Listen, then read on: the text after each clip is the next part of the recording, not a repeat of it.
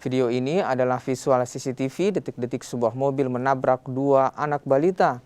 Satu anak balita lainnya berhasil menghindar, sementara dua lainnya tertabrak mobil. Akibat tertabrak mobil ini, satu balita meninggal dunia dan satu lagi alami luka serius. Balita yang mengalami luka saat ini menjalani perawatan di Rumah Sakit Tajudin Halik, Makassar.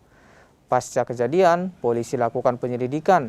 Pengemudi yang merupakan tetangga korban diamankan di unit Laka Lantas Polrestabes Kota Makassar untuk dimintai keterangan.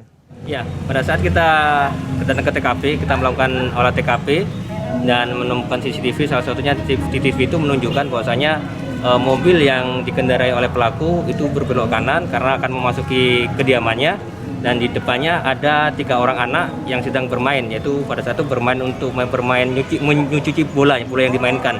Kemudian terjadi kecelakaan dan 1 orang bisa lari dan 2 orang tertabrak.